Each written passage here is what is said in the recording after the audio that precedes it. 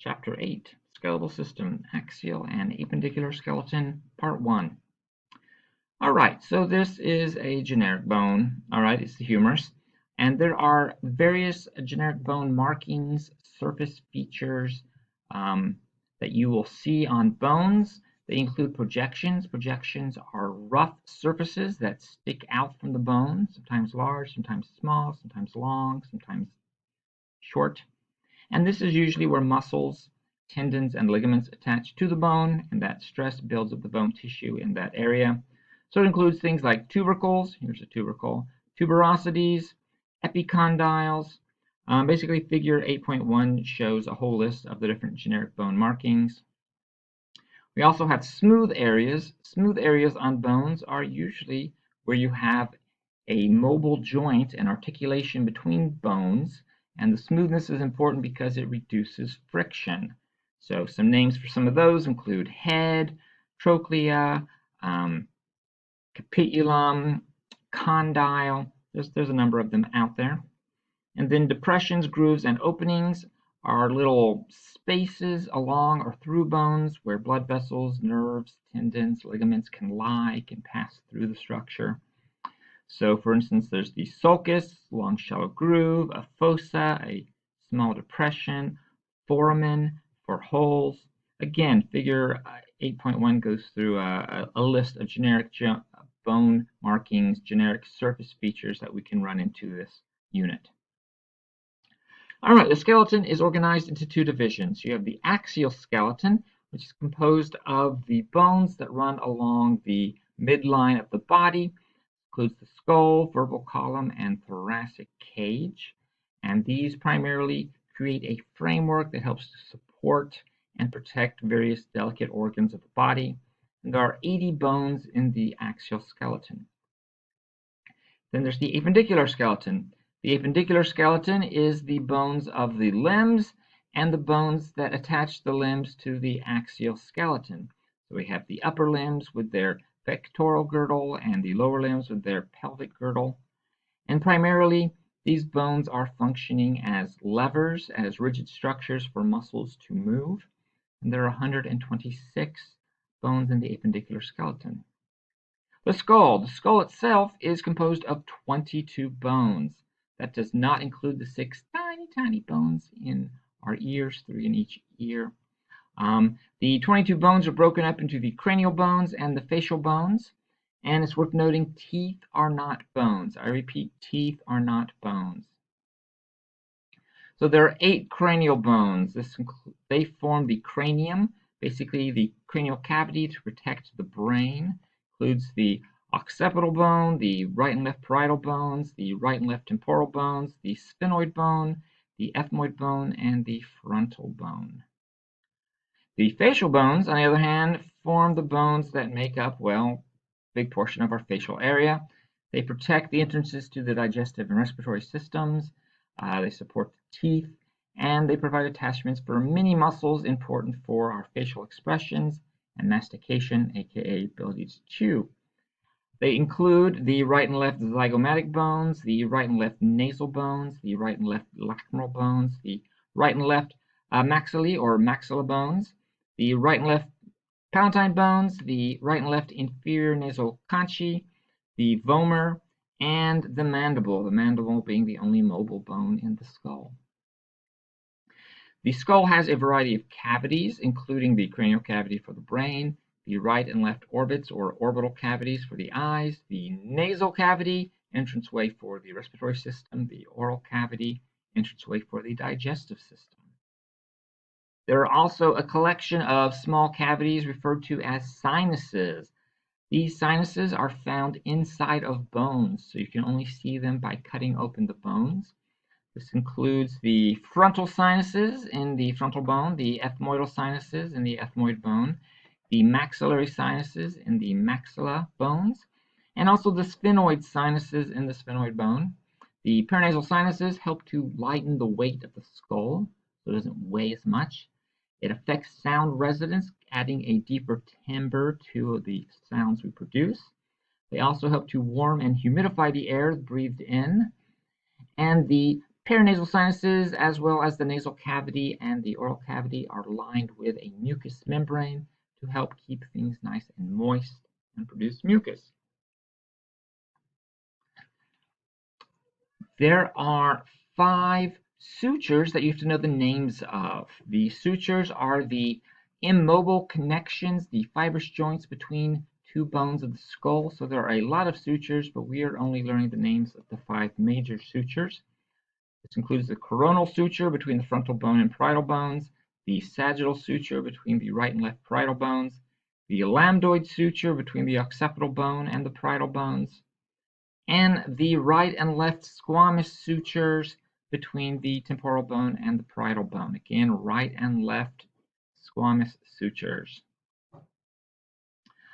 Also, you can see in some skulls these little tiny bones lying within the major sutures. These are called sutural bones. They vary dramatically from person to person. Some people have a lot, some people don't have any, and they don't have their own names. They're just sutural bones. All right, cranial bones. We have the frontal bone. Frontal bone forms the anterior portion of the cranial cavity, as well as most of the anterior cranial foci. Helps form the coronal suture, the roof of the orbits, part of the roof of the nasal cavity, and houses the frontal paranasal sinuses. The edge of the frontal bone that helps to form the orbits is known as the supraorbital margin. So that edge there, right and left, is the supraorbital margin. And then the thickened portion of the frontal bone right here in the forehead area is the squamous part. Then we have the parietal bones, right and left parietal bones. They form most of the roof of the cranial cavity, and they also help to form the major cranial sutures that you have to learn the names of.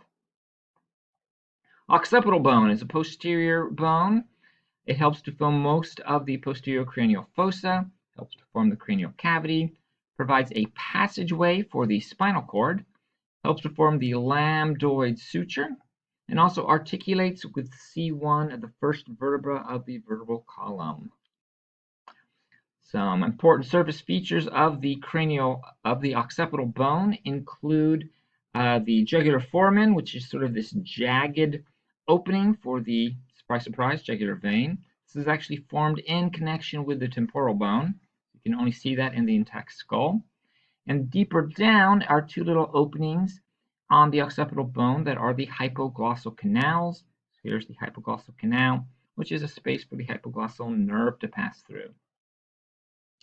Looking on the outside of the occipital bone, we have this bump here. That is the external occipital protuberance. You actually can feel your own external occipital protuberance in the back lower portion of your skull.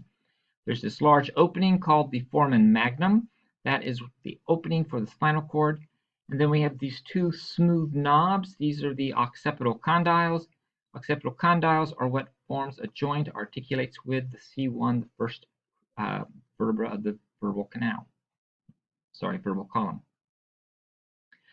All right, here is the temporal bone. We have a right and left temporal bone. Helps to form the middle cranial fossa, helps to form the cranial cavity, houses the middle and internal ears, parts of the ears, helps to form the squamous suture, and it articulates with the mandible right here, giving us the temporomandibular joint, 2 of them, 1 on each side, the only joints that are movable in the skull. There's a view of the temporal bone by itself. As you can see, it has a number of important surface features. This small pointy bit of bone is the styloid process. This larger, thicker region of bone is the mastoid process. This opening here is the external acoustic meatus, also known as the ear canal. This depression right here is the mandibular fossa that's going to articulate with the mandible. And then this piece of bone, this arm of bone sticking out, is the zygomatic process. We take an inferior view of the skull. We can see 2 foramen. We have the stylomastoid foramen, which lies between the styloid process and the mastoid process. We also have the opening for the carotid canal for the carotid artery. And then if we cut off the top of the skull and look down into it, there's this small opening here on either side, known as the internal acoustic meatus. that is a passageway for some important cranial nerves. Moving on to the sphenoid bone. Here's the sphenoid bone. If we cut the top of the skull off in green, here's the sphenoid bone. If we take an inferior view of the skull, this time in purple, the sphenoid bone is the keystone because it articulates with all the other cranial bones. Helps to form the anterior and middle cranial foci, helps to form the nasal cavity, the back of the orbits, and also houses the sphenoid paranasal sinuses. Some important surface features for the sphenoid bone. We have these two openings. These are the optic canals. They provide a space for the optic nerve to lead to the eyeballs. We have this depression here that sinks down called the sella turcica. Looks kind of like a saddle, and it is where the pituitary gland rests. So here is just the sphenoid bone all by itself. The sphenoid bone also has a lesser wings, right and left, that are part of the anterior cranial foci, and greater wings, right and left, that help to form the middle cranial foci. If you look at an intact skull, you can see some additional foramen in the sphenoid bone. We have down here the foramen rotundum. This is inferior to the optic canal, so down here foramen rotundum, then foramen ovale, foramen spinosum, and foramen lacerum. So there's 4 of these all together as part of the middle cranial fossa: foramen rotundum, foramen ovale, foramen spinosum, and foramen lacerum. If we look at an inferior view of the skull, we see that there's some bony tissue here and here. They're actually these parts of the sphenoid bone that stick down, and they're known as the pterygoid process. We have 2 pterygoid processes. Also, if you look into an anterior view of the skull, we see this thin opening here in the back of the orbits. This is the superior orbital fissure made primarily by the sphenoid bone. Ethmoid bone. Here is an ethmoid bone by itself. The ethmoid bone helps to form the anterior cranial fossa, helps to form the orbits and the nasal cavity, helps form the nasal septum, the wall in the middle of the nasal cavity, allows passage for the olfactory nerve, and also houses the ethmoid paranasal sinuses. So, surface features of the ethmoid bone include the orbital plate. So there's a right and left helping to form the medial wall of the orbits. We have this point that sticks up, kind of like a shark fin. That's the crista galli. We have this thin piece of bone sticking down in the nasal cavity. That's the perpendicular plate. That's the superior portion of the nasal septum. Taking another look at the ethmoid bone, we see that the crista galli is surrounded by a little bit of bony tissue with lots of tiny little holes in it. That bony tissue is the cribriform plate. So cribriform plate and crista galli. Cribriform plate forms the roof of the nasal cavity and has openings for the olfactory nerve. We also have the middle nasal concha. The middle nasal concha, right and left ones, so there's 2 of them, are bony structures that stick out into the nasal cavity that help to swirl the air as we inhale it into the nasal cavity. There is technically also a superior nasal concha on each side, but they're so small that we can't see them easily on the ethmoid bone or the skull itself. Here's just a view of the inside of the skull if we remove the top of the skull. So there is the crista galli, the point sticking up. Around it is the cribriform plate. Again, another anterior view, orbital plate in the medial wall of the orbits, the perpendicular plate in the middle, and here's the middle nasal concha, right and left middle nasal concha.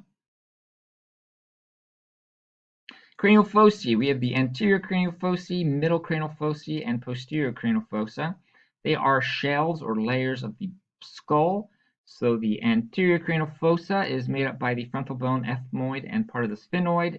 It houses the frontal lobe or rests the frontal lobe. The middle cranial fossa forms mostly by the sphenoid bone and the temporal bone, houses the temporal lobes and pituitary gland.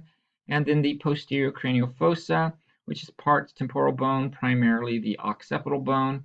This helps to house the cerebellum and part of the brainstem. So again, frontal lobe, temporal lobe, cerebellum, and brainstem.